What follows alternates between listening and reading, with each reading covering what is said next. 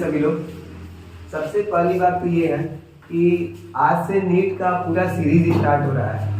NEET का पूरा series मतलब कि A to Z, मतलब ऐसा कोई भी टॉपिक नहीं होगा केमिस्ट्री का जिसमें नीट का कुछ भी बचे। ठीक है, केमिस्ट्री पूरा सीरीज चलेगा। ये 2022-2023 के लिए चल रहा है, 2023 के लिए, लेकिन जनरली हम पूरा केमिस्ट्री कवर करेंगे। पूरा केमिस्ट्री का मतलब एक भी ऐसा चैप्टर केमिस्ट्री का नहीं बचेगा जो बाकी रहेगा, और पूरा फ्री ऑफ कॉस्ट यूट्यूब पे हर एक दिन मिलता रहेगा, और हर संडे हम वीडियो बनाते रहेंगे और आप लोग तक प्रोवाइड करते रहेंगे। और ये नहीं कि बस नीट वाले बच्चे, ये सारे बच्चे कर सकते हैं। IIT JEE वाले भी जो बच्चे हैं वो भी कर सकते हैं, लेकिन हाँ, नंबर ऑफ क्वेश्चंस जो होता है वो थोड़ा सा बढ़ाना पड़ेगा। बाकी सारी चीजें, बेसिक कॉन्सेप्ट वगैरह सब सेम है। तो सबसे पहले हम ये ध्यान देते हैं कि हमारा जो नीट है वो मांगता क्या है, क्या क्या हमको पढ़ना है। बच्चों को तो ये भी नहीं पता होता है कि नीट में हमको कौन कौन सा चैप्टर पढ़ना रहता है, या IIT में कौन कौन सा चैप्टर हमको पढ़ना रहता है। तो सबसे पहले हम सिलेबस की बात करेंगे, और सिलेबस की बात करेंगे और कौन सा चैप्टर हमारे लिए सबसे ज्यादा इंपॉर्टेंट है, कौन सा कम इंपॉर्टेंट है, उस पर भी ध्यान देंगे, और क्या करना है हमें इस पे भी ध्यान देंगे। तो सबसे पहले हम ये बात करते हैं कि कौन कौन सा चैप्टर है। चैप्टर वाइज हमने डिवाइड कर दिया है, ऐसा नहीं कि फिजिकल को अलग रख दिया है, ऑर्गेनिक को अलग कर दिया, इनऑर्गेनिक को अलग कर दिया।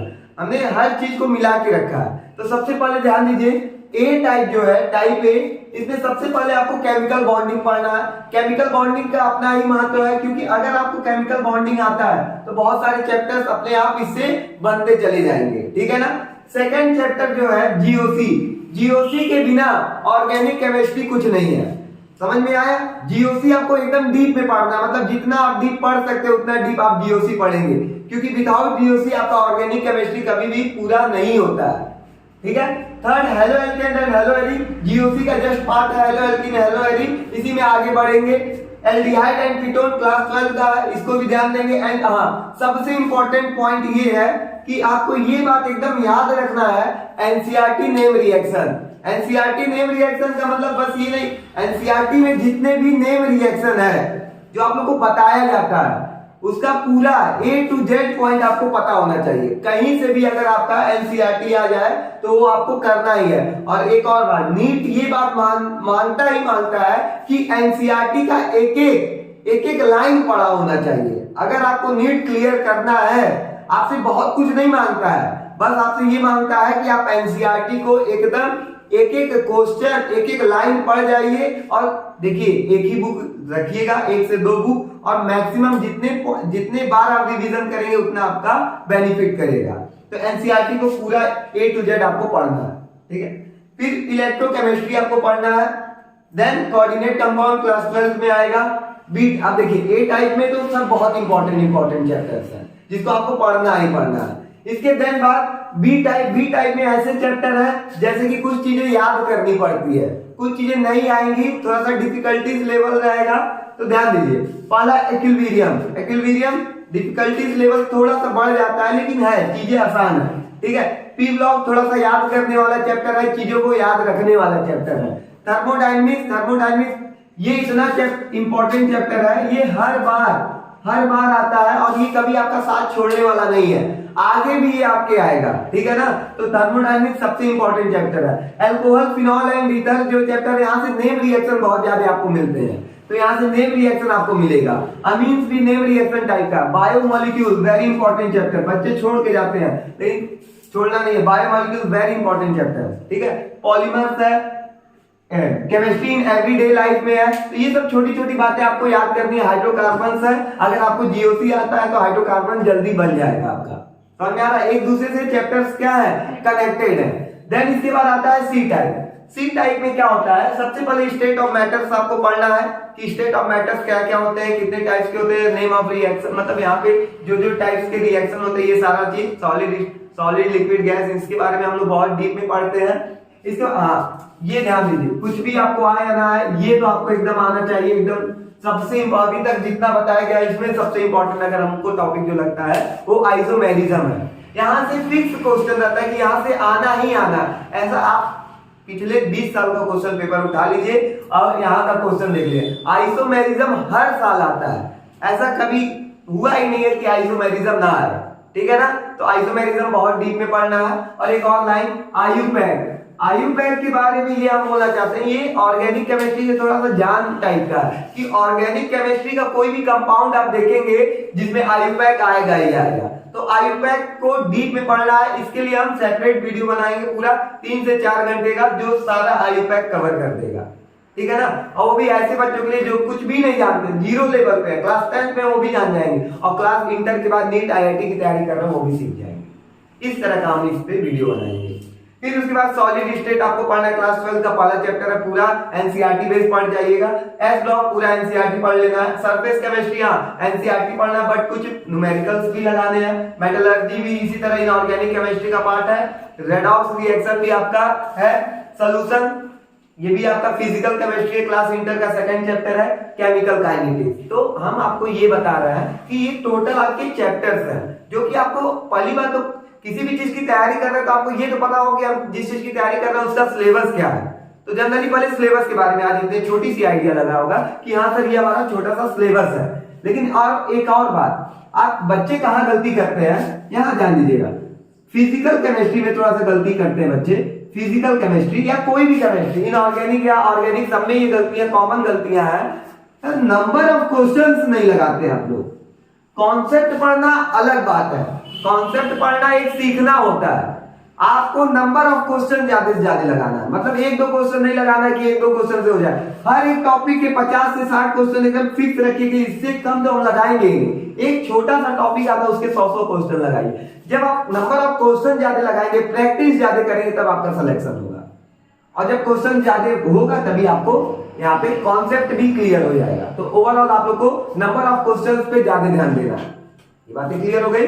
फिर उसके बाद ध्यान दीजिए, आपसे ये छोटी सी पॉइंट क्लियर हो गया, यहाँ तो कोई डाउट नहीं है। तो एक बार आप सिलेबस को अपने कॉपी में उतार लीजिए। उसके बाद हम बताते हैं कौन सा चैप्टर कितना इंपॉर्टेंट है, फिर देन आगे हम बढ़ते हैं। पहले इतना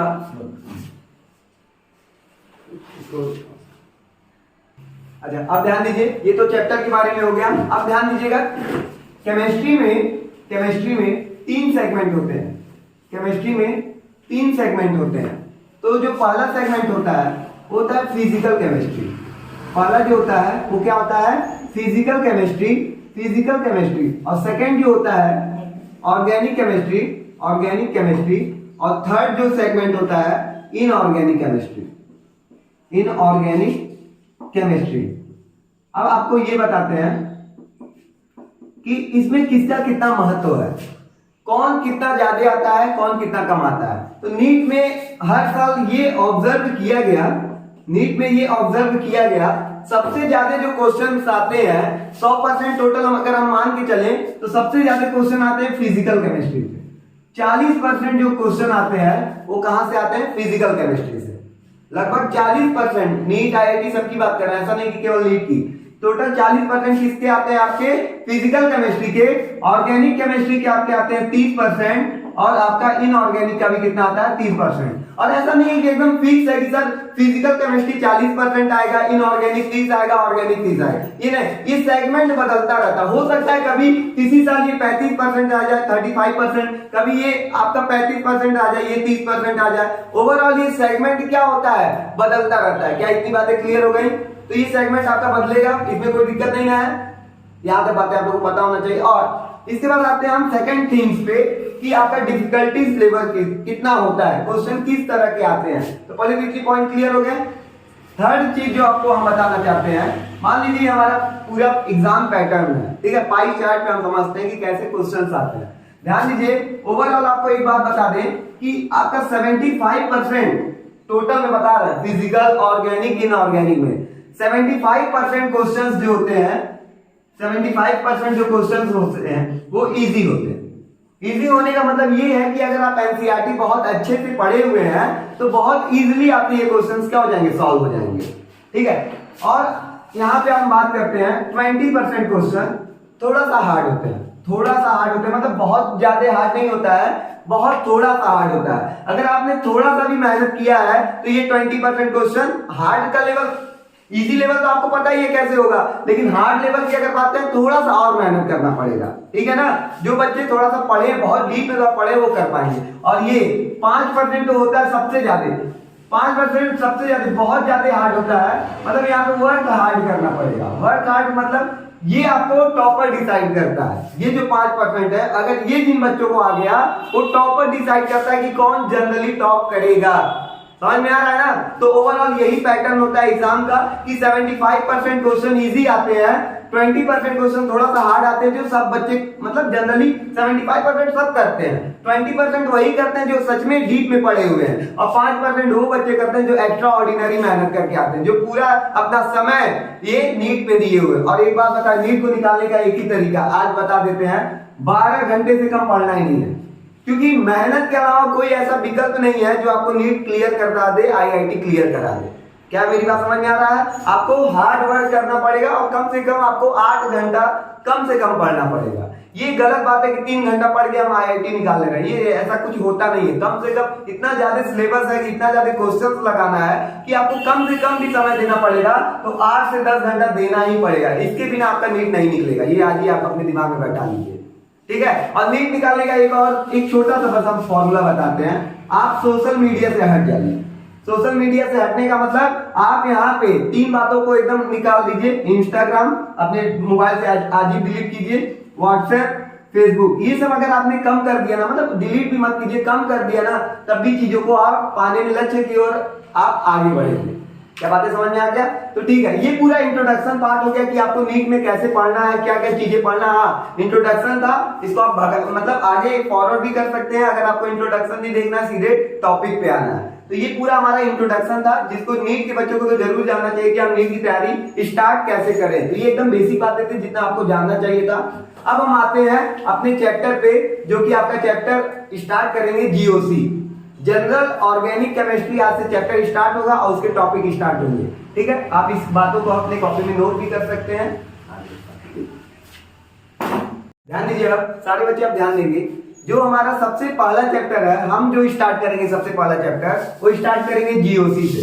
जीओसी ऑर्गेनिक केमिस्ट्री का पार्ट है। जीओसी कहाँ का पार्ट है? ऑर्गेनिक केमिस्ट्री का पार्ट है, और सबसे पहला चैप्टर है। जीओसी का फुल फॉर्म होता है general organic chemistry. General organic chemistry. अब इसमें हम पहला टॉपिक अब स्टार्ट करते हैं, ये एकदम शुरुआत है नीट केमिस्ट्री का शुरुआत, जीओसी जनरल ऑर्गेनिक केमिस्ट्री, जिसमें सबसे पहले आपको पता होना चाहिए रिएक्शन इंटरमीडिएट क्या होता है। सबसे पहले आपको पता होना चाहिए रिएक्शन इंटरमीडिएट क्या होता है। इंटरमीडिएट, अब ध्यान दीजिए, सबसे पहला हमने एक लाइन लिखा कि रिएक्शन इंटरमीडिएट क्या होता है, ठीक है ना। तो सबसे पहले ध्यान दीजिए, पहले आप लोग क्या लेते हैं? रिएक्टेंट लेते हैं। सबसे पहला पॉइंट आपने क्या लिया? रिएक्टेंट लिया, ठीक है ना। रिएक्टेंट को हिंदी में अगर बोले तो अभिकारक लिया। इसका हम लोग किसके साथ, देखिए इसका हम लोग रिएजेंट के साथ अभिक्रिया, रिएजेंट आप लोग कोई ना कोई लेते हैं, एनी रिएजेंट आप लेते हैं। ऐसा नहीं है कि कोई भी, देखिए आप यहाँ पे H2SO4 लेते हैं, लिथियम एल्युमिनियम हाइड्राइड लेते हैं, आप यहाँ पे रिएक्टेंट भी लेते हैं। तो सबसे पहला आपका जो बनता है वो इंटरमीडिएट बनता है। वो क्या बनता है? इंटरमीडिएट बनता है। क्या ये बात समझ में आया? देखिए आप लोग डायरेक्ट प्रोडक्ट नहीं बनता है, डायरेक्ट प्रोडक्ट नहीं बनता है। यहाँ पे सबसे पहले रिएक्टेंट लेते हैं। रिएक्टेंट में जब आप लोग रिएजेंट डालते हैं तो क्या बनता है? इंटरमीडिएट बनता है, ठीक है ना। इंटरमीडिएट के बाद जब आप लोग, इसके बाद आपका क्या बनता है? प्रोडक्ट बनता है। क्या मेरी बात समझ में आया? क्या मेरी बात समझ में आया कि 3 पॉइंट्स होते हैं। सबसे पहला पॉइंट आपको क्लियर हुआ। सबसे पहला पॉइंट आप रिएक्टेंट लेते हैं। आज तक आपने पढ़ा था कि रिएक्टेंट से डायरेक्ट प्रोडक्ट बनता है। आज तक आपने पढ़ा था रिएक्टेंट से डायरेक्ट प्रोडक्ट बनता है, नहीं, ये सब गलत बात है। पहले रिएक्टेंट और रिएजेंट लेते हैं। रिएजेंट से पहले क्या बनता है? इंटरमीडिएट बनता है। क्या बनता है? इंटरमीडिएट बनता है। और इंटरमीडिएट के बाद क्या बनता है? हमारा प्रोडक्ट बनता है। और हाँ, इसके साथ साथ बाई प्रोडक्ट भी बनता है। इसके साथ साथ क्या बनता है? बाई प्रोडक्ट भी बनता है। उसके साथ साथ भी कुछ प्रोडक्ट बनते हैं। क्या इतनी बातें समझ में आ गया? ये पहला पॉइंट। अब इसके इंटरमीडिएट 3 तरह के होते हैं। इंटरमीडिएट कितने तरह के होते हैं? 3 तरह के, ठीक है ना। वो भी हम आपको बताते हैं। ध्यान दीजिएगा, जो भी हमारा केमिकल रिएक्शन होता है, जो भी हमारा केमिकल रिएक्शन होता है वो 3 टाइप्स के होते हैं। केमिकल रिएक्शन कितने टाइप्स के होते हैं? 3 टाइप्स के, मतलब बॉन्ड ब्रेकिंग होता है। क्या होता है? जो रिएक्शन कब होगा? जब बॉन्ड ब्रेकिंग होगा। रिएक्शन कब होगा? जब क्या होगा? बॉन्ड ब्रेकिंग होगा। क्या मेरी बात समझ में आ रहा? हिंदी में, इंग्लिश में एक और टर्म बोलते हैं बॉन्ड ब्रेकिंग को, बॉन्ड क्लीवेज। बॉन्ड क्लीवेज होगा मतलब बॉन्ड टूटेगा। बॉन्ड टूटेगा तो इंटरमीडिएट बनेगा। समझ में आ रहा है ना? तो 3 तरह के इंटरमीडिएट बनते हैं। क्या ये बात समझ में आ रहा है कि कितने तरह के बनेंगे? 3 तरह के। तो पहली बात याद रखिएगा, कोई भी रिएक्शन तब होगा जब क्या होगा? बॉन्ड ब्रेकिंग होगा। बॉन्ड क्या होगा? टूटेगा, तब हमारा क्या होगा? रिएक्शन होगा। पहला पॉइंट एकदम क्लियर हो गया। तो इतना समझ में आया? रिएक्शन इंटरमीडिएट क्या होता है? रिएक्टेंट से पहले इंटरमीडिएट बनेगा, इंटरमीडिएट से प्रोडक्ट बनेगा। और कोई भी रिएक्शन कब होगा? जब क्या होगा? बॉन्ड टूटेगा। बॉन्ड टूटेगा तब रिएक्शन होगा। क्या ये बातें क्लियर हो गया?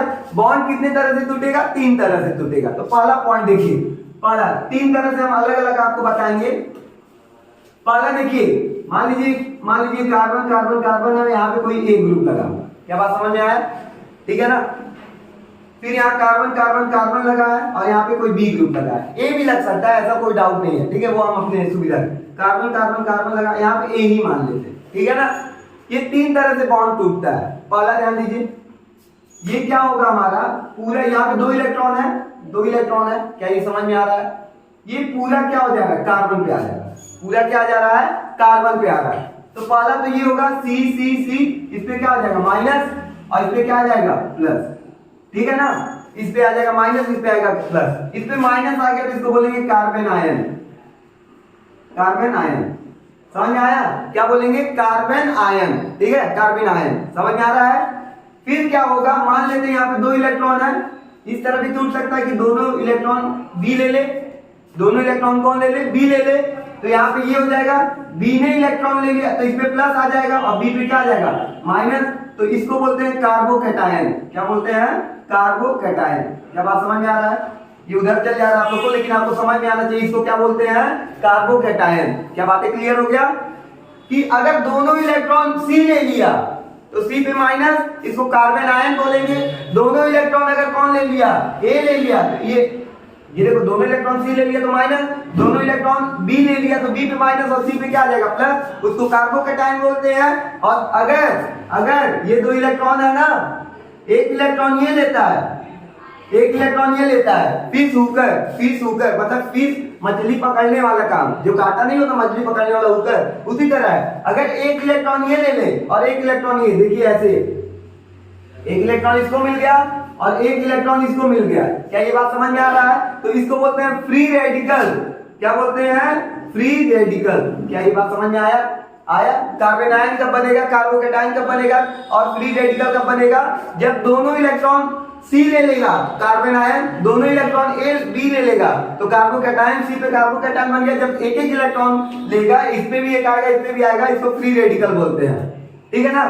इन दोनों को, पहले और दूसरे को हम लोग, क्योंकि दोनों या तो पूरा सी ले लिया है या तो पूरा ए बी ले लिया है, इसको बोलते हैं हेट्रो। इसको क्या बोलते हैं? हेट्रो। हेट्रोफिजन। क्या बोलते हैं? हेट्रो। ठीक है ना? Hetero atomic. और ये क्या होगा हमारा? ये एक सी लिया और एक ए लिया, इसको बोलेंगे होमोटाइप। समझ में आया? इसको हेट्रोटाइप बोलेंगे और इसको क्या बोलेंगे?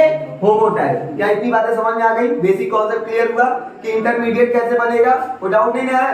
तो ये आपको 3 पॉइंट्स है, इतना आप नोट कीजिए। Permanent effect. परमानेंट इफेक्ट में क्या होता है? ये हर जगह अप्लाइड होता है। ये केमिस्ट्री के ऑर्गेनिक ब्रांच में हर जगह क्या होता है? अप्लाइड होता है। परमानेंट इफेक्ट होता है, ये खत्म होने वाला इफेक्ट नहीं होता, ये हमेशा रहता है। परमानेंट इफेक्ट क्या होता है? हमेशा रहता है, कभी भी खत्म नहीं होता है। क्या ये बात समझ में आ गया? तो इसमें जो आपको 3 तरह के पढ़ने हैं, परमानेंट इफेक्ट कितने तरह के पढ़ने हैं? 3 तरह के। तो जो सबसे पहला है इंडक्टिव इफेक्ट। पहला क्या है? Inductive effect. दूसरा है हाइपर कॉन्जुगेशन और तीसरा है रेजोनेंस। आपको कितने तरह के परमानेंट इफेक्ट पढ़ने हैं? 3 तरह के। पहला आपको इंडक्टिव इफेक्ट, इंडक्टिव इफेक्ट जो कि आपको बोर्ड पे लिखा हुआ है। सेकंड जो होता है हाइपर कॉन्जुगेशन, हाइपर कॉन्जुगेशन। और जो थर्ड होता है थर्ड आपका होता है रेजोनेंस, रेजोनेंस। ठीक है ना?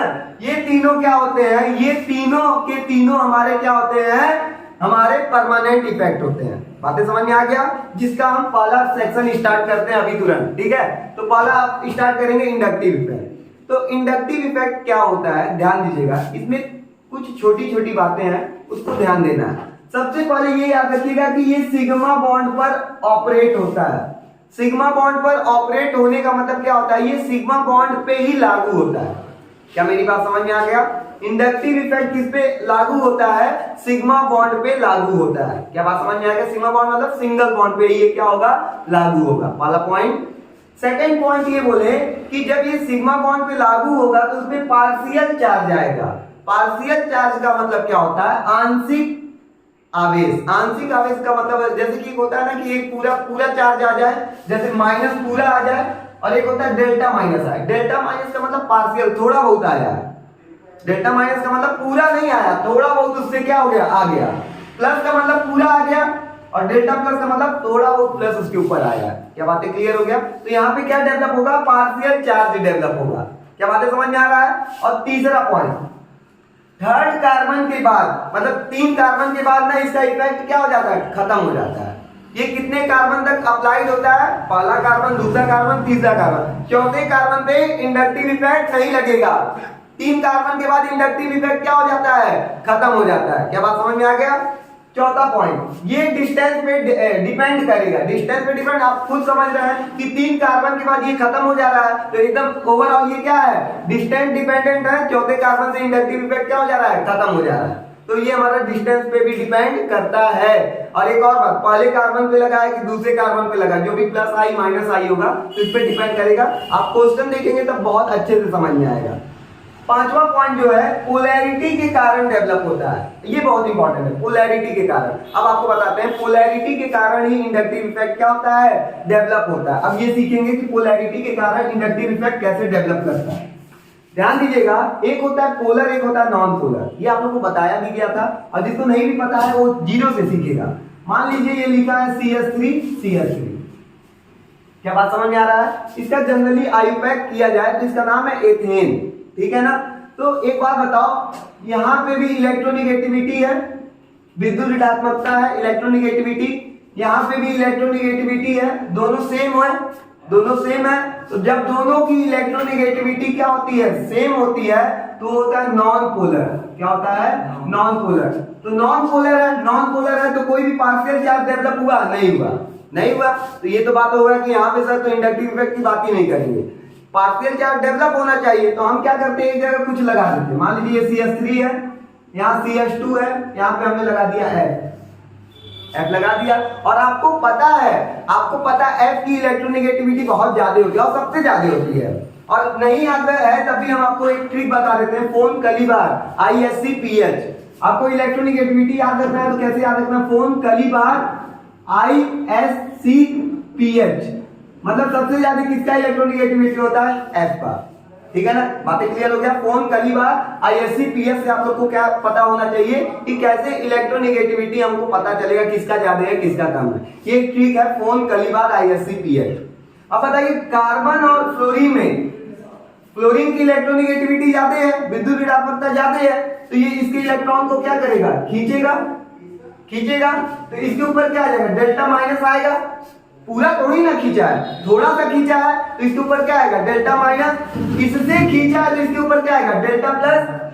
और ये भी तो थोड़ा सा देगा। मान लीजिए एक को खींच रहे हैं तो आगे वाला भी तो थोड़ा सा पास आएगा, तो इस पे हम लिख सकते हैं डेल्टा प्लस प्लस। समझ में आ रहा है? तो आप खुद बताइए, इतना समझ में आ गया? तो पहली बात, ये सिग्मा बॉन्ड पे ऑपरेट हो रहा है, सिग्मा बॉन्ड पे ऑपरेट हो रहा है, सही बात है सर, पूरी जगह सिग्मा बॉन्ड है, सिंगल बॉन्ड है। दूसरा बात, पार्शियल चार्ज डेवलप हुआ कि नहीं हुआ? थोड़ा सा माइनस हो गया, थोड़ा सा प्लस, थोड़ा सा 2 प्लस जनरेट हुआ कि नहीं हुआ? 2 बातें। थर्ड कार्बन के बाद इफेक्ट नहीं देखता, तो अभी तो 2 कार्बन है, कोई मतलब नहीं है। चौथी बात, डिस्टेंस पे डिपेंड करेगा, वो आगे पढ़ेंगे। पोलैरिटी के कारण, अब ये क्या हो गया? पोलर हो गया कि नहीं हो गया? इलेक्ट्रोनिगेटिविटी डिफरेंस हो गया, विद्युत ऋणात्मकता का अंतर ही क्या हो गया? ये कैसा कंपाउंड बन गया? Polar compound. कैसा बन गया? Polar compound. इसलिए यहाँ पे क्या हो गया? इंडक्टिव इफेक्ट देखने को मिल रहा है। पहली बात समझ में आ गया? अब ध्यान दीजिए, यहाँ पे ध्यान देना। हमने बोल दिया इलेक्ट्रोनिगेटिविटी दिख रहा है, पोलैरिटी है। आपसे ये बोले डेल्टा प्लस और डेल्टा 2 प्लस, दोनों में कौन ज्यादा पॉजिटिव होगा? किसका ज्यादा इलेक्ट्रॉन खींचा गया होगा? क्लोरीन किसका ज्यादा इलेक्ट्रॉन खींचेगा? ये मेरे बगल में, मान लो कोई हमारे बगल में है और एक उसके बगल में, हम सबसे ज्यादा पैसा किसका चुराएंगे या कुछ भी करें? बगल वाले का तुरंत निकाल के रख लेंगे, उसका खींचेंगे लेकिन थोड़ा सा कम खींचेंगे। तो आप बताइए डेल्टा प्लस और डेल्टा 2 प्लस में कौन ज्यादा होगा? डेल्टा प्लस ज्यादा होगा। क्या बातें समझ में आ रहा है? इस पे ज्यादा इफेक्ट पड़ेगा। जो जितना करीब है उस पर ज्यादा इफेक्ट पड़ेगा, और दूर वाला और दूर जाएगा, 3 जाएगा तो डेल्टा 3 प्लस, हाँ ये और कम हो जाएगा। क्या बात समझ में आ रहा है ये? और अगर ये एक और कार्बन लगा दिए तो इस पे कोई इफेक्ट ही नहीं पड़ेगा, क्योंकि 3 से ज्यादा कार्बन पे इंडक्टिव इफेक्ट देखने को नहीं मिलता है। तो क्या इंडक्टिव इफेक्ट के बारे में बेसिक जानकारी क्लियर हुआ? एकदम जीरो से खत्म हुआ आप लोगों को ये टॉपिक। तो इंडक्टिव इफेक्ट के बारे में थोड़ी बहुत जानकारी आप लोगों को मिल गई है, इतना नोट कीजिए, फिर आगे बढ़ते हैं इसके बारे में। ध्यान दीजिए सारे बच्चे, जीओसी में जो हम लोग इंडक्टिव इफेक्ट के बारे में अभी पढ़े, थोड़ा सा इंट्रोडक्शन पार्ट पढ़े, ये 2 तरह के होते हैं। अब इंपॉर्टेंट पॉइंट यहीं से न्यूमेरिकल्स आपके क्वेश्चंस बनेंगे भी। एक होता है हमारा प्लस आई इफेक्ट, एक होता है हमारा प्लस आई इफेक्ट, और एक होता है हमारा, दोनों को हम सेपरेट करके अलग अलग बताते हैं, माइनस आई इफेक्ट। एक होता है हमारा माइनस आई इफेक्ट। क्या ये बातें क्लियर हो गया? एक आपका होता है प्लस आई इफेक्ट और एक होता है माइनस आई इफेक्ट, ठीक है ना? अब आपको ये समझना है कि प्लस आई इफेक्ट क्या होता है और माइनस आई इफेक्ट क्या होता है। तो जनरली हम कार्बन कार्बन लगा लें, कार्बन कार्बन से कोई मतलब नहीं होता है। जनरली यहाँ पे हम ग्रुप लगाते हैं, जनरली हम यहाँ पे क्या लगाते हैं? ग्रुप लगाते हैं। कोई भी ग्रुप हो सकता है, और यहाँ पे भी कार्बन कार्बन लगाते हैं, और यहाँ पे क्या करते हैं? कोई भी ग्रुप लगाते हैं। क्या यहाँ तक बातें क्लियर हो गया? अब क्या होता है प्लस आई इफेक्ट? क्या होता है प्लस आई इफेक्ट? ये होता है जो ग्रुप होता है ना, ये अपना इलेक्ट्रॉन क्या करे? दे, अपने में से क्या करे? इलेक्ट्रॉन को दे रहा है। तुम खुद देखो ना, तुम प्लस आई हो, प्लस आई मतलब कि तुम ग्रुप हो, तुम कब प्लस होगे? जब तुम किसी को उधारी दोगे। तो इसी तरह हमारा क्या है, ग्रुप जो होगा वो अपना इलेक्ट्रॉन जब किसी को देगा, जब अपना इलेक्ट्रॉन किसी को देगा तो क्या होगा? प्लस आई इफेक्ट होगा। क्या बात समझ में आ रहा है? तो इलेक्ट्रॉन इसको दिया तो इसके ऊपर डेल्टा माइनस आया, इसके ऊपर डेल्टा माइनस माइनस आया, और इसके ऊपर डेल्टा माइनस माइनस माइनस आया। 3 माइनस भी हम लिख सकते थे। तो खुद बताओ जी किसको ज्यादा इलेक्ट्रॉन देगा? हम आपसे एक क्वेश्चन पूछते हैं, delta minus delta minus minus delta minus minus minus, किसको ज्यादा इलेक्ट्रॉन मिलेगा? डेल्टा माइनस को। फिर इसको क्या बातें समझ में आ रहा है? आ रहा है। तो इसको हम लोग बोलते हैं प्लस आई इफेक्ट। इसको क्या बोलते हैं? Plus I effect. ग्रुप दे रहा है, समझ में आ रहा है? इसको क्या बोलते हैं? Plus I effect. क्या इतनी बातें क्लियर हो गया? अब देखो ग्रुप है हमारा, अब ये क्या होता है ग्रुप? अब तुम्हारे पर माइनस कब है? तब तुम उधारी में आओगे, जब तुम किसी से पैसा लोगे, तो यहाँ पे क्या होगा? ये भी इलेक्ट्रॉन देगा, ये भी इलेक्ट्रॉन देगा, ये भी इलेक्ट्रॉन देगा। तीनों इलेक्ट्रॉन दे रहा है, किसको दे रहा है? ग्रुप को दे रहा है। तो अब इसको क्या बोलेंगे? माइनस आई, क्योंकि अब ग्रुप क्या कर रहा है? इलेक्ट्रॉन ले रहा है। अब ग्रुप इलेक्ट्रॉन ले, अच्छा ये देखो, ये सब डेल्टा माइनस में, तो ये डेल्टा प्लस होगा। समझ में आया? क्योंकि इसने अपना इलेक्ट्रॉन दे दिया है, अब ये क्या है? ये सब अब इलेक्ट्रॉन दे रहा है। तो इस पे हम डेल्टा प्लस लिख सकते हैं, इस पे डेल्टा 2 प्लस लिख सकते हैं, इस पे डेल्टा 3 प्लस लिख सकते हैं। अब ग्रुप इलेक्ट्रॉन ले रहा है कि दे रहा है? ले रहा है, तो इस पे डेल्टा माइनस लिखेंगे। अब से एक और question, delta plus, delta 2 plus, delta 3 plus, सबसे ज्यादा इलेक्ट्रॉन कौन देगा? Delta plus, delta 2 plus. आया कि नहीं आया? ये याद रहेगा ना, इंपॉर्टेंट पॉइंट है। इसको हम लोग प्लस आई इफेक्ट करते हैं, उसको हम लोग माइनस आई इफेक्ट करते हैं। इतनी बातें क्लियर हो गई? यहाँ पे कोई दिक्कत नहीं है। अच्छा इसको हम लोग क्या बोलेंगे? ध्यान दीजिए, ये इलेक्ट्रॉन दे रहा है ना, इलेक्ट्रॉन दे रहा है ग्रुप, तो इसको बोलते हैं इलेक्ट्रॉन डोनेटिंग ग्रुप। क्या बोलेंगे? Electron donating group. इलेक्ट्रॉन दे रहा है, डोनेट मतलब देना, इलेक्ट्रॉन डोनेटिंग ग्रुप। ईडीजी लिखते हैं कभी कभी, आप लोगों को समझ में आ जाना चाहिए। ई का मतलब इलेक्ट्रॉन, डी का मतलब डोनेटिंग ग्रुप। समझ में आ रहा है? और ये क्या कर रहा है? इलेक्ट्रॉन निकाल रहा है। आप बैंक से जब पैसा निकालने जाते हैं तो क्या होता है? विड्रॉ करते हैं, बोला जाता है विड्रॉ कर रहा है, तो इसको क्या बोलेंगे? Electron withdrawing group. क्या बोलेंगे? इलेक्ट्रॉन विड्रॉ, क्योंकि बैंक से आप क्या कर रहे हैं? पैसा निकाल रहे हैं, और यहाँ पे क्या कर रहे हैं? इलेक्ट्रॉन दे रहे हैं। जब देंगे तो इलेक्ट्रॉन डोनेटिंग ग्रुप, और जब निकालेंगे तो इलेक्ट्रॉन विड्रॉइंग ग्रुप। समझ में आया ना? इसको इलेक्ट्रॉन विड्रॉइंग ग्रुप बोलते हैं, और इसको क्या बोलते हैं? Electron donating group. ठीक है, नोट कर लीजिए। ध्यान दीजिए सारे बच्चे, माइनस आई इफेक्ट का जो है विथ पावर के साथ, मतलब कि कौन माइनस आई इफेक्ट ज्यादा दिखाएगा। माइनस आई का मतलब हो गया, आपको खुद पता है, इलेक्ट्रॉन लेगा। इलेक्ट्रॉन कौन सबसे ज्यादा पावर से लेगा? तो सबसे ज्यादा पावर से लेने का पहले तो आप बोर्ड पे देख लीजिए, फिर उसका हम याद भी कराने का एक ट्रिक भी रखे हैं। एक ट्रिक रखे हैं जिसके द्वारा आप लोग याद कर सकते हैं बहुत आसानी से। समझ में आ रहा है ना? तो सबसे पहला पॉइंट ये याद रखिए, NH3 होता है। NH3 प्लस सबसे ज्यादा पावर से इलेक्ट्रॉन अपनी ओर खींचेगा, फिर Nr3, फिर Sr2, फिर NH3+, NO2, SO3H, then Cn, CHO aldehyde होता है, ये हमारा कार्बोक्सिलिक एसिड होता है, फ्लोरीन, क्लोरीन, ब्रोमीन, आयोडीन, फिर OR होता है, फिर OH अल्कोहल, एल्काइन, NH2 अमीन, फिर बेंजीन, फिर इन मतलब डबल बॉन्ड, फिर H। और एक बात याद रखिएगा, ये जो पावर है किसके रिस्पेक्ट में लिखा गया था? हाइड्रोजन कभी भी इलेक्ट्रॉन को अपनी ओर खींच नहीं पाता, ले नहीं पाता, माइनस आई नहीं दिखाता, एकदम जीरो, इसके रिस्पेक्ट में सबको लिखा गया, ठीक है ना। याद करने का तरीका याद रखिएगा, NF का मतलब होता है ना फरहान, क्या होता है? ना फरहान। NF का मतलब ना फरहान, NR का मतलब ना ऋतिक, ना फरहान ना ऋतिक, ना फरहान ना ऋतिक। SR का मतलब शाहरुख, SR का मतलब शाहरुख, ना फरहान ना ऋतिक, शाहरुख। NH3 का मतलब ना हिमेश, NH3 का मतलब ना हिमेश, तो याद होगा ना फरहान ना ऋतिक, शाहरुख ना हिमेश, समझ आया? ना फरहान ना ऋतिक, शाहरुख ना हिमेश, क्लियर हुआ? आगे सुनिए, NO2 का मतलब ना ओमपुरी, NO2 को ना ओमपुरी। इसके बाद SO3H सलमान, SO3H सलमान, यहाँ तक क्लियर हुआ? अब ध्यान दीजिएगा, ना फरहान ना ऋतिक, शाहरुख ना हिमेश, ना ओमपुरी, सलमान। सलमान की बात है, सलमान से डायरेक्ट याद रखना, सलमान साइना अली की कार में, कैसे याद रखना? सलमान, ठीक है ना, सलमान साइना, सलमान उसको बोल रहा है, साइना अली, अली का मतलब एल्डिहाइड, अली का मतलब एल्डिहाइड, साइना अली की का मतलब कार्बोक्सिलिक एसिड, अली की कार में, देखो क्या बोले, सलमान साइना अली की कार में, इसका मतलब क्या समझ में आ गया? साइना, सलमान का मतलब SO3H, साइना का मतलब Cn, अली का मतलब एल्डिहाइड की कार में मतलब कार्बोक्सिलिक एसिड, क्या यहाँ तक बात समझ में आया? की कार में, क्लियर हो गया ना? यहाँ तक क्लियर हो गया? फिर इसकी बात आप लोग को याद है, फिर कल बाहर आई, ठीक है ना, आंटी भी थी लेकिन आंटी यहाँ से अभी हट गई है, ठीक है ना। फिर कल बाहर आई, फिर आगे देखिए, और फिर कल बाहर आई और अल्कोहल की मम्मी, कौन आया? फिर कल कौन बाहर आया? अल्कोहल की मम्मी। फिर कल बाहर आई और अल्कोहल की मम्मी, ठीक है ना। फिर कल बाहर आई अल्कोहल की मम्मी, एल्काइन नहीं है, तब है कौन? बेंजीन है। कौन है? बेंज का मतलब बेंजीन, इन का मतलब डबल बॉन्ड है, याद होगा?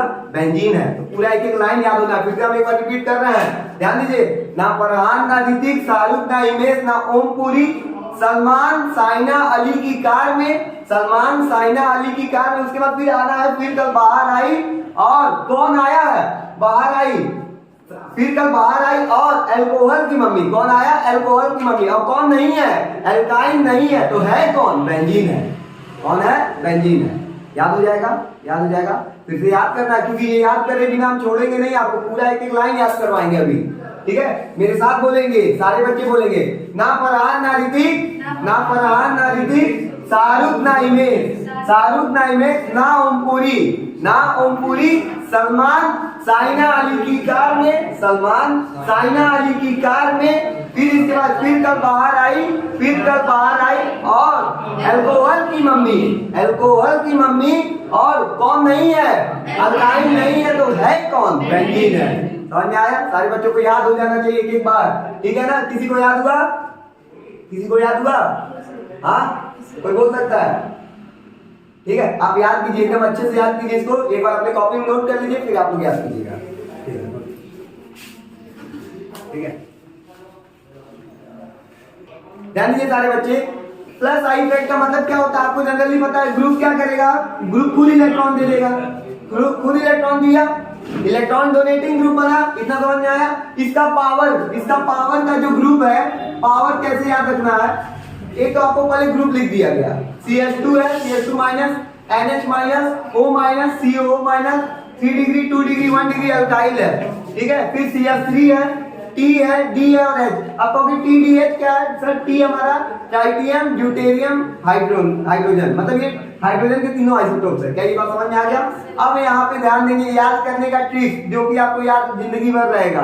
देखो, चाचा नहीं हो काकी, चाचा नहीं हो काकी, चाचा नहीं हो काकी 321 क्या 321, 321 रुपए में क्या मिलेगा CS3, 321 रुपए का CS3 और TDH, TDH कैसे याद रखोगे, MDH मसाले जो पढ़े हो ना, MDH की जगह TDH मसाले, 321 रुपए में CS3 का TDH मसाला याद हो गया।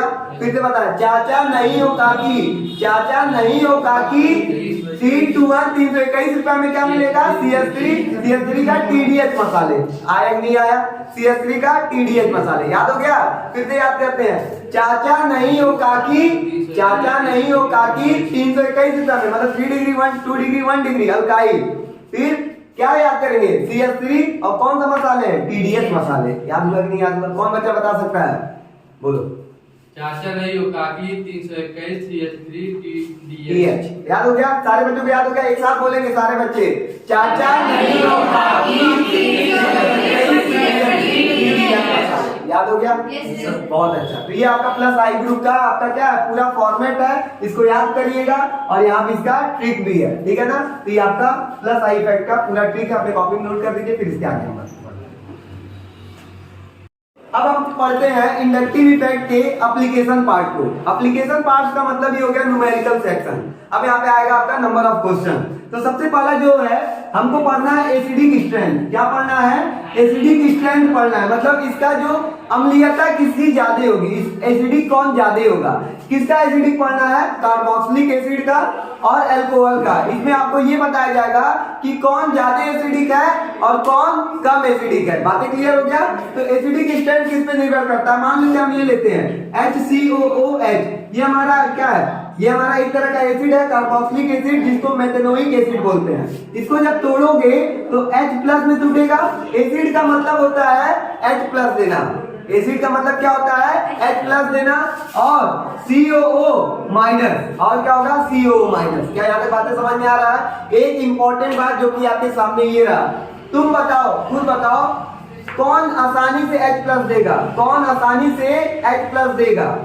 अगर CO माइनस है ना, माइनस अगर तुमको बहुत तेजी से पकड़ा रहेगा तब तो तुम H+ जल्दी दे नहीं पाओगे।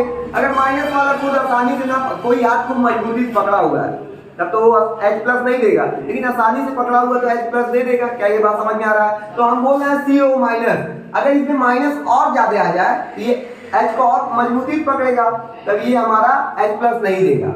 और CO माइनस बहुत कमजोरी से पकड़ा हुआ तो H+ दे देगा। क्या ये बात समझ में आ रहा है। तो हम ये कहना चाह रहे हैं, जो आसानी से H+ दे देगा वो ज्यादा एसिडिक होगा, जो आसानी से H+ दे देगा वो ज्यादा एसिडिक होगा। क्या बात समझ में आ रहा है। तो हम बोले स्टेबिलिटी ऑफ एनायन जो होता है डायरेक्टली प्रोपोर्शनल होता है एसिडिक स्ट्रेंथ ऑफ COH। ये बस लिख लीजिए, अभी आगे समझाते हैं, ध्यान दीजिए। प्लस आई इफेक्ट का मतलब क्या होता है, प्लस आई इफेक्ट का मतलब होता है ग्रुप जो होगा इलेक्ट्रॉन देगा, ग्रुप इलेक्ट्रॉन देगा, किसको देगा, CO माइनस को। सर इसके पास इलेक्ट्रॉन है, ये ग्रुप है। प्लस आई का मतलब क्या होता है, इलेक्ट्रॉन देना, अपने में से इलेक्ट्रॉन देगा। तो प्लस आई इफेक्ट का मतलब ग्रुप क्या कर रहा है, इलेक्ट्रॉन दे रहा है, ग्रुप इलेक्ट्रॉन दे रहा है, तो ग्रुप इलेक्ट्रॉन यहाँ पे क्या करेगा, देगा। और माइनस आई इफेक्ट का मतलब यहाँ से इलेक्ट्रॉन क्या कर रहा है, खींच रहा है, यहाँ से इलेक्ट्रॉन क्या कर रहा है, खींच रहा है। क्या बात समझ में आया। माइनस आई का मतलब इलेक्ट्रॉन, CO माइनस इलेक्ट्रॉन खींचेगा, प्लस आई का मतलब इलेक्ट्रॉन देगा। यहाँ से बात समझ में आया। अब तुम खुद बताओ एसिडिक होने के लिए कौन जरूरी है, ये जरूरी है कि ये जरूरी है। सर ये जरूरी है क्योंकि ये कम बहुत आसानी से, क्योंकि इसका पूरा माइनस ले लिया तो H+ आसानी से नहीं निकल जाएगा, इसकी पावर को कम कर दे रहा है, माइनस की पावर को कम कर रहा है, माइनस की पावर को कम करेगा तो H+ के साथ ज्यादा अच्छे से नहीं जुड़ेगा। समझ में आ रहा है कि नहीं आ रहा है। तो ये आसानी से क्या करेगा, H+ दे देगा। और ये देखो, इसको माइनस दे दोगे तो इसमें माइनस और शक्तिशाली हो गया, और शक्तिशाली होने का मतलब क्या हो गया, अब ये H+ को निकालेगा ही नहीं। बात समझ में आया कि नहीं आया। तो माइनस आई इफेक्ट अच्छा है कि प्लस आई इफेक्ट अच्छा है, तो ये अच्छा है, किसके लिए अच्छा है, एसिडिक के लिए।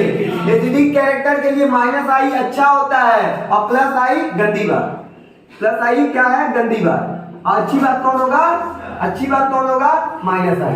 एसिडिक स्ट्रेंथ के लिए अच्छी बात कौन होगा, माइनस आई, और गंदी बात कौन होगा, प्लस आई। समझ में आ रहा है, क्योंकि तुम खुद खुद देखो ना, माइनस आई का मतलब पूरा इलेक्ट्रॉन खींच लेगा, इलेक्ट्रॉन खींचेगा तो इसमें माइनस बचेगा क्या, नहीं बचेगा, माइनस नहीं बचेगा तो H प्लस आसानी से दे देगा। और यहाँ पे क्या हुआ सर, प्लस आई, इसको और इलेक्ट्रॉन दे दिए, और इलेक्ट्रॉन दे दी तो माइनस और बढ़ गया, माइनस और बढ़ गया तो H प्लस को और मजबूती से पकड़ेगा, तो H प्लस देगा नहीं, जब H प्लस देगा नहीं तो ये क्या होगा, एसिड होगा नहीं। क्या बात समझ में आया? तो ये गंदी बात है, प्लस आई गंदी बात, माइनस आई अच्छी बात। तो हम ये कहना चाह रहे हैं एसिडिक स्ट्रेंथ बराबर, अगर माइनस आई ज्यादा है, माइनस आई ज्यादा है, ज्यादा इलेक्ट्रॉन खींच रहा है तो ज्यादा एसिडिक होगा, समझ आ रहा है? और अगर तुम्हारा प्लस आई ज्यादा हो गया, प्लस आई ज्यादा हो गया तो एसिडिक स्ट्रेंथ कम हो जाएगा, समझ, बहुत ज्यादा दे दे रहा है इलेक्ट्रॉन तो ये क्या हो जाएगा, एसिडिक स्ट्रेंथ कम हो जाएगा। क्या बात समझ में आ रहा है नहीं आ रहा है?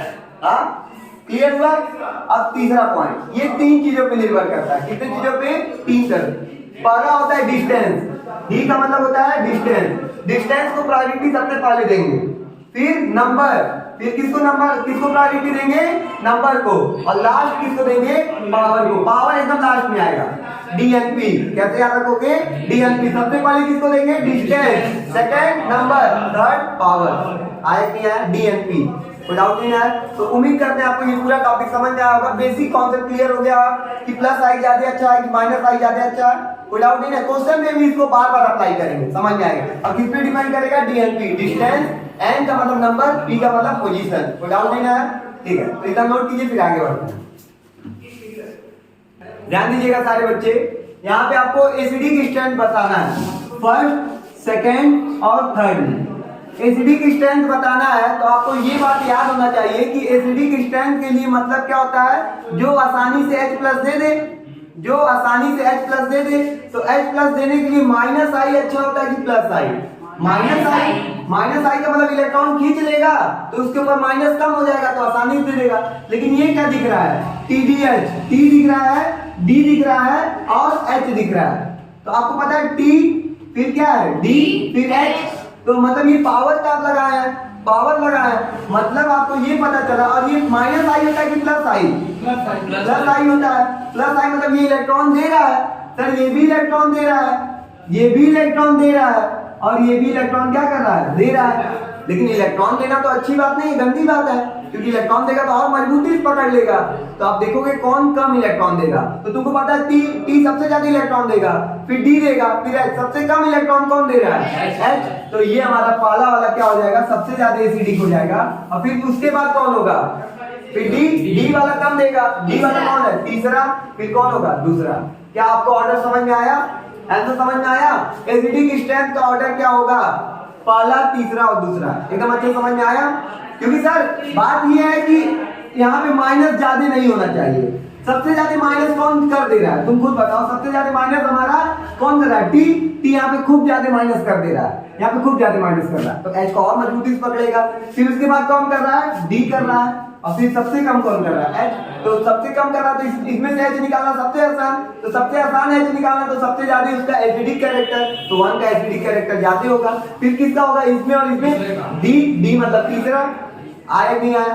अब दूसरा F को पहचानना सीखो, F को पहचान लिए, सर F प्लस आई होता है कि माइनस आई, फोर्थ कहीं बात, मतलब ये माइनस आई मतलब कि इलेक्ट्रॉन खींच रहा है, इसके ऊपर से इलेक्ट्रॉन को क्या कर रहा है, खींच रहा है। इलेक्ट्रॉन खींचना अच्छी बात है क्योंकि तभी आसानी से H निकलेगा, तो पहली बात तो ये समझ में आया। लेकिन सर क्वेश्चन यहाँ बन गया कि सर यहाँ पे भी फ्लोरीन है, यहाँ पे भी फ्लोरीन है, यहाँ पे भी फ्लोरीन है, तो आपने एक चीज पढ़ा है, माइनस आई अच्छी बात होती है, गंदी बात नहीं होती, अच्छी बात, मतलब माइनस आई इफेक्ट ज्यादा होना चाहिए, तो अच्छी बात। अब लेकिन आपने पढ़ा तीन चीज, डी एंड पी, डी का मतलब डिस्टेंस, तो अब डिस्टेंस देखो, ये हमारा पहले पे ही है, ये हमारा दूसरे पे, तीसरे पे, तो कौन ज्यादा डोमिनेट करेगा, जिसका डिस्टेंस पहले होगा वो ज्यादा इलेक्ट्रॉन खींचेगा। कौन ज्यादा इलेक्ट्रॉन खींचेगा, ये ज्यादा इलेक्ट्रॉन खींच लेगा, ये कम खींच पाएगा, और ये तो सबसे कम खींच पाएगा। हाँ, तो जो सबसे ज्यादा इलेक्ट्रॉन खींच लिया मतलब यहाँ पे इलेक्ट्रॉन की कमी हो गई, एकदम पूरा कमी, तो सबसे ज्यादा एसिडिक कौन होगा, पहला, फिर कौन होगा, दूसरा, फिर कौन होगा, तीसरा। आया नहीं आया, समझ आ रहा है? तो ये एसिडिक कैरेक्टर है। एक और क्वेश्चन इसी में करवा दिया जाए, ध्यान दीजिएगा, यहीं पे एक क्वेश्चन और करवाते हैं, इसको नोट करना है, लेकिन एक क्वेश्चन यहाँ पे करवाते हैं जल्दी से, आप लोग बताएंगे। ये मान लीजिए COH है, यहाँ पे लगा फ्लोरीन, ठीक है ना, यहाँ पे COH है, यहाँ पे लगा क्लोरीन और ब्रोमीन, ठीक है। अब ध्यान दीजिए, अब बात होगा तो खुद देखो दोनों माइनस आई है, मतलब अच्छी बात है। तो पहला पॉइंट देखेंगे सर पोजीशन, सर ये भी सेम पोजीशन पे ये भी सेम पोजीशन, तो सर डिस्टेंस तो हो गया, कोई दिक्कत नहीं है। डिस्टेंस के बाद हम क्या देखते हैं, नंबर, नंबर कौन ज्यादा है, वहां पे एक ही है यहाँ पे 2 है, कौन ज्यादा खींच पाएगा, दूसरा वाला सर ये ज्यादा खींच लेगा, तो दोनों में एसिडिक कौन हो, तो माइनस यहाँ कम हो गया था प्लस आसानी मिल जाएगा, दूसरा ज्यादा एसिडिक होगा कंपेयर टू पहला। समझ में आया कि नहीं आया, दूसरा ज्यादा एसिडिक होगा पहले से, समझ में आया। तो ये 3 क्वेश्चन अगर आपको समझ में आया तो कॉपी में नोट कीजिए, और अगर नहीं समझ में आता है तो आप नीचे कमेंट में बताइए, हम सारे क्वेश्चन का आंसर देने के लिए रेडी हैं, ठीक है ना। ये बताइए, अब 3 क्वेश्चन और देखेंगे। पहला ध्यान दीजिए, पहले और दूसरे में कौन सबसे ज्यादा हमारा एसिडिक होगा, तो सबसे पहले माइनस आई होना जरूरी है। माइनस आई मतलब अच्छी बात, ये देखो क्लोरीन भी हमारा माइनस आई है, ये भी हमारा माइनस आई है। फिर हम पढ़ेंगे कि पूरा उसका रूल पढ़ेंगे, आप लोगों को ट्रिक याद कराया है। तो फिर कली बार पहले कौन आता है, क्लोरीन, तो ये ज्यादा इलेक्ट्रॉन को खींचेगा, तो मतलब ये ज्यादा एसिडिक होगा। पहला समझ में आया। दूसरा देखिए, फिर आप लोग पढ़े हैं और अल्कोहल की मम्मी एल्कीन, अल्काइन होता है बेंजीन, अल्काइन नहीं है बेंजीन है, तो बेंजीन ई है, E और ये YNE, तो दोनों में किसका पावर ज्यादा होता है, YNE का पावर ज्यादा होता है, तो ये हमारा ज्यादा एसिडिक होगा। और ये ज्यादा आपका O माइनस निकालेगा, माइनस यहाँ से कम कर देगा, तो प्लस आसानी से दे देगा। आया, समझ में आना चाहिए। अब इसमें पहले तो खोजना है कौन कौन माइनस आई है, कौन कौन प्लस आई। ये देखो फिर ये तो है ना, पूरी फॉर्मूला में देखिए, ये भी माइनस आई, और C+3 ये भी सबसे लास्ट में आता है माइनस आई, O का की मतलब ये प्लस आई है, तो ये तो समझ जाओ कि ये तो सबसे लास्ट होने वाला है, क्योंकि ये प्लस आई का मतलब होता है इलेक्ट्रॉन और दे रहा है, मतलब यहाँ पे एसिडिक कैरेक्टर सबसे कम है। अगर इसको चौथा बोले तो चौथा सबसे लास्ट में होगा। अब इन तीनों में जो सबसे अच्छा आई दिखाएगा वही होगा। तो देखो ना ओमपुरी सबसे पहले आता है, तो पहले हम बोल सकते हैं दूसरा सबसे ज्यादा, फिर क्लोरीन पहला, फिर तीसरा, फिर चौथा। उम्मीद करते हैं समझ में आ रहा होगा, क्योंकि तुमको प्लस आई और माइनस आई का सीरीज याद करा दिए हैं, और जिसके कारण तुम क्वेश्चन बहुत आसानी से बना पा रहे हो। क्या बातें क्लियर हो गया। अगर हम बताओ पहले हम पूरा ट्रिक ना बताते, तुमको याद कराते, क्वेश्चन ही नहीं हो पाता। बातें क्लियर है, पहले ट्रिक जाइए याद कीजिए, और आपको ट्रिक के साथ याद कराया गया है, ठीक है ना। प्लस आई माइनस आई का पावर, और फिर क्वेश्चन लगवाया जा रहा है। आ रहा है नहीं आ रहा है, आ रहा है, नोट कीजिए सारे बच्चे। आप ध्यान देंगे, पहला एप्लीकेशन से कुछ क्वेश्चंस हो गए हैं, उसके और भी बहुत सारे क्वेश्चन आपको पीडीएफ के फॉर्म में हम प्रोवाइड कर देंगे। सेकंड क्वेश्चन है हमारा, सेकंड इसका एप्लीकेशन है। 3 चीज पढ़े हैं, कार्बोकैटायन, कार्बन आयन और फ्री रेडिकल, सबसे स्टार्टिंग में पढ़े हैं। तो ध्यान दीजिए, कार्बोकैटायन ये होता है सर, ये कार्बोकैटायन है। यहाँ पे मान लीजिए एक CH3 लगा हुआ है, एक CH3 लगा हुआ है, और एक CH3 लगा हुआ है, ठीक है ना। ये प्लस आई दिखाता है, क्या दिखाता है, प्लस आई। प्लस आई का मतलब इलेक्ट्रॉन देता है, प्लस आई का मतलब क्या होता है, इलेक्ट्रॉन देता है। तो प्लस कब स्टेबल होगा, प्लस कब स्टेबल होगा, जब उसके ऊपर माइनस आ जाए तब उसका चार्ज खत्म होगा। तो तुम बताओ प्लस को खत्म करने के लिए माइनस आई जरूरी है कि नहीं जरूरी है, प्लस आई जरूरी है कि नहीं जरूरी है, जरूरी है, क्योंकि इसके चार्ज को क्या करना है, स्टेबल करना है। तो प्लस आई किसके लिए जरूरी है, स्टेबिलिटी के लिए। किसके स्टेबिलिटी के लिए, सर कार्बोकैटायन के। अगर किसी के ऊपर प्लस लगा हुआ है, कार्बोकैटायन बन गया, और उसको क्या करना पड़ेगा, इलेक्ट्रॉन देना पड़ेगा। इलेक्ट्रॉन देंगे तो ये न्यूट्रल होने लगेगा। अब तुम पूछो तो इसके ऊपर प्लस है ना, इसे इलेक्ट्रॉन और खींच लो, समझ में आ रहा, तो वो और ज्यादा प्लस होता जाएगा, समझ में आ रहा ना, तब तो अनस्टेबल हो जाएगा। तो कार्बोकैटायन के केस में क्या जरूरी है, कार्बोकैटायन के स्टेबिलिटी का ऑर्डर क्या हो जाएगा, स्टेबिलिटी का, तो प्लस आई स्टेबिलिटी का ऑर्डर हो जाएगा, मतलब इसको और ज्यादा इलेक्ट्रॉन देंगे तो स्टेबल हो जाएगा, न्यूट्रल हो जाएगा। लेकिन अगर इसे इलेक्ट्रॉन खींच लेंगे, इसे इलेक्ट्रॉन खींचेंगे तो इसमें प्लस और बढ़ जाएगा, अनस्टेबल हो जाएगा। समझ में आया नहीं आया, क्या ये बात समझ में आया। हाँ, स्टेबिलिटी का ऑर्डर कार्बोकैटायन में। इसी तरह फ्री रेडिकल में भी सेम है, फ्री रेडिकल में भी आपको यही काम करना है। इसको न्यूट्रल करने के लिए क्या करना पड़ेगा, न्यूट्रल करने के लिए आपको यहाँ पे इलेक्ट्रॉन देना पड़ेगा, मतलब प्लस आई करना पड़ेगा, ठीक है ना। स्टेबिलिटी का टर्म प्लस आई होगा, और माइनस आई इसका अनस्टेबिलिटी टर्म। समझ में आया नहीं आया, क्या यह बात समझ में आया। लेकिन कार्बन आयन आप खुद समझना, इसके ऊपर माइनस है, इसको कैसे स्टेबल कर सकते हो। इसको इलेक्ट्रॉन दोगे तो तुम खुद बताओ, इलेक्ट्रॉन दोगे तो क्या होगा, और माइनस आएगा। Yes, sir. सर इसको इलेक्ट्रॉन देंगे तो और माइनस आएगा। तुम खुद सोच लो कि सर इसको इलेक्ट्रॉन दोगे तो इसके ऊपर और माइनस आएगा, अनस्टेबल। इसके लिए क्या करना पड़ेगा, इलेक्ट्रॉन खींचना पड़ेगा। तो यहाँ पे क्या लगाना पड़ेगा, इलेक्ट्रॉन ग्रुप में से इलेक्ट्रॉन कैसे निकालते हैं, माइनस आई की प्लस आई, प्लस का मतलब देना, माइनस आई का मतलब निकालना। तो कौन इसके लिए स्टेबिलिटी क्रम बनेगा, माइनस आई। समझ में आ रहा ना, इसके इलेक्ट्रॉन को खींचो, बाहर निकालो, समझ में आ रहा, तब ये स्टेबल होगा। और इलेक्ट्रॉन दे दोगे तो ये और अनस्टेबल हो जाएगा। तो कार्बन आयन के लिए स्टेबिलिटी का क्रम क्या है, माइनस आई, और प्लस आई दे दोगे तो ये क्या हो जाएगा, अनस्टेबल हो जाएगा। समझ में आया नहीं आया, इसमें से इलेक्ट्रॉन को क्या करना है, खींचना है। समझ में आया, तो क्या ये पॉइंट क्लियर हो गया। तो ये सेकंड हिस्सा कार्बोकेटायन की स्टेबिलिटी का क्रम है, कार्बन आयन की स्टेबिलिटी क्रम है, फ्री रेडिकल की स्टेबिलिटी का क्रम है। कोई डाउट नहीं है, ठीक है, समझ में आ रहा है, ठीक है, नोट कीजिए। आ रहा है, ठीक है बच्चे, ध्यान देंगे। अब तीनों में हमको स्टेबिलिटी का क्रम डिसाइड करना है। तो तुम देखो कार्बोकेटायन लगा है ना, कार्बोकेटायन लगा है ना, तो कार्बोकेटायन के लिए इलेक्ट्रॉन देना जरूरी है, इलेक्ट्रॉन दोगे तो इसके लिए प्लस आई जरूरी है कि माइनस आई। माइनस आई का मतलब इलेक्ट्रॉन नहीं डालना, प्लस आई का मतलब देना। ये जरूरी है कि ये जरूरी है, प्लस आई जरूरी है। ये अच्छी बात करेगा इसके लिए, और ये गंदी बात, गंदी बात सीखना नहीं है, ठीक है, अच्छी बात सीखना है। तो इसमें पहले खोजो प्लस आई क्या है, CH3 हमारा प्लस आई है कि माइनस आई, प्लस आई। हाँ पढ़े हो ना, CH3 TPN, समझ में आया ना। NO2 ना हम पूरी, ये तो माइनस आई, और CN साइनो ये भी माइनस आई। तो इतना तो तुम समझ में आ गया कि सर अगर हमको सबसे अच्छा खोजना था तो हम पहला ऑप्शन सही था हमारा।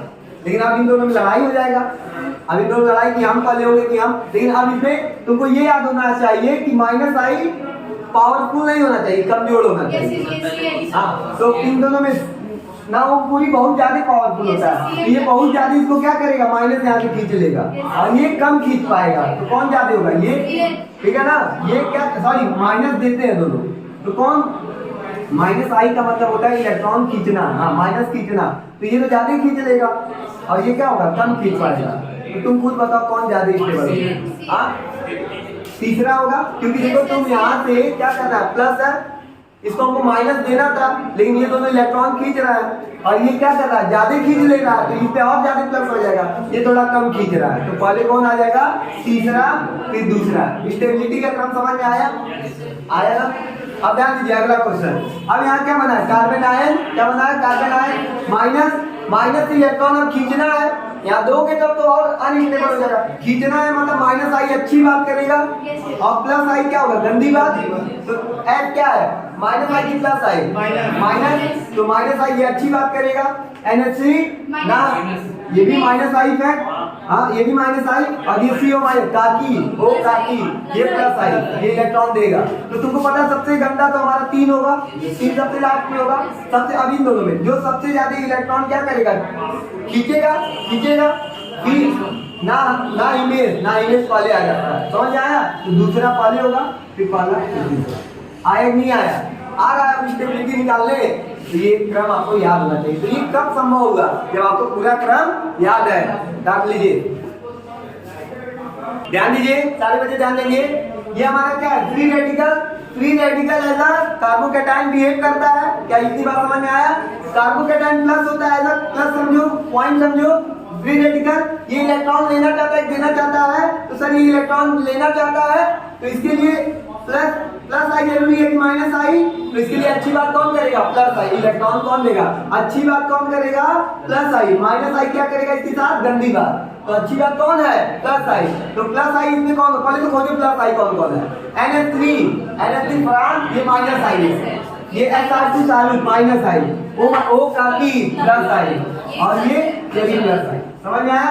अब पहली बात प्लस आई, सर ये दोनों तो लास्ट में होंगे, तो पहले ये दोनों होंगे।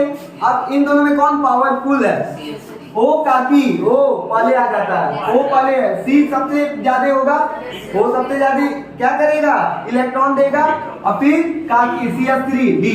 क्या ये बात समझ में आया। अब इन दोनों में क्या होगा, माइनस आई का मतलब समझ में आ रहा है। माइनस आई मतलब अब कौन इलेक्ट्रॉन यहाँ से खींचेगा, ये ना फरहान की शाहरुख, फरहान। तो ए हमारा फिर होगा, मतलब ए सबसे ज्यादा इलेक्ट्रॉन खींचेगा तो नहीं होगा, जो ये कम इलेक्ट्रॉन खींचेगा, और में शाहरुख होगा। तो बी फिर ए। क्या ऑर्डर समझ में आया, समझ में आ रहा है ना। सीख पा रहे हो तुम लोग? अब इसमें देखो, प्लस है, प्लस को क्या जरूरी है? इलेक्ट्रॉन देना। डोनेटिंग ग्रुप प्लस आई जरूरी है कि माइनस आई? प्लस आई। जब प्लस आई जरूरी है, इलेक्ट्रॉन को देना जरूरी है, तो तुम बताओ कौन अच्छा इलेक्ट्रॉन देगा? अब ये देखो, ये तो इलेक्ट्रॉन खींच रहा है, ये भी माइनस आई है, ये भी माइनस आई, ये भी माइनस आई। समझ में आ रहा है? आई है मतलब तीनों गंदे हैं। अब गंदी बात करेंगे तो प्लस अच्छी बात कौन करेगा? कोई नहीं करेगा। तो अब डिपेंड करेगा डिस्टेंस पे। डिस्टेंस जो पास होगा वो ज्यादा गंदी बात करेगा और जो दूर होगा वो कम गंदी बात। तो तुम खुद बताओ सबसे दूर कौन है? सी कम इलेक्ट्रॉन खींच पाएगा, तो मतलब सी ठीक है। फिर उसके बाद ए, फिर बी। इसका स्टेबिलिटी क्रम समझ में आया? ये उल्टा चलेगा, कोई डाउट नहीं है? तो सबसे गंदी बात कौन करेगा? हमारा बी। समझ में आ रहा है ना? वो ज्यादा इलेक्ट्रॉन खींच लेगा। देखो बगल में ये पूरा खींच लेगा और अनस्टेबल बना देगा। तो स्टेबिलिटी का ऑर्डर समझ में आया आप लोगों को? तो ये कैसे संभव होगा आप लोगों को समझ में आया? पहले ऑर्डर याद कीजिए, पहली बात बता रहा है, ठीक है ना? तो यहाँ पे हमारा पूरा इंडक्टिव इफेक्ट जीरो से लेके पूरा लास्ट तक खत्म होता है। अब बस आपको क्वेश्चन प्रैक्टिस करना है, जितना मैक्सिमम क्वेश्चन प्रैक्टिस कर सकते हैं करिएगा। और इसके बाद हमारा जो टॉपिक आएगा हाइपर कॉन्जुगेशन आएगा, फिर रेजोनेंस आएगा। कोई डाउट नहीं है? तो आपका ये पूरा लेक्चर जो हमारा था पूरा किसके बेस पे था? इंडक्टिव इफेक्ट के बेस पे था। स्टेबिलिटी हम निकलवा दिए और हमारा स्टेबिलिटी के साथ साथ एसिडिक स्ट्रेंथ निकाल दिए। अब पूरा डिपेंड करता है आप पे कि आप कितने नंबर ऑफ क्वेश्चन ज्यादा से ज्यादा प्रैक्टिस करते हैं, ठीक है ना? आप ज्यादा से ज्यादा नंबर ऑफ क्वेश्चन प्रैक्टिस कीजिए, बाकी हम सारा बता चुके हैं। एक बार क्रम आप लोग फिर से याद कर लीजिएगा, ट्रिक के साथ बताया गया है। तो बस ये हमारा वीडियो है, आगे आपको लगातार वीडियो मिलता रहे, ठीक है ना? ये देखिए बता दीजिए।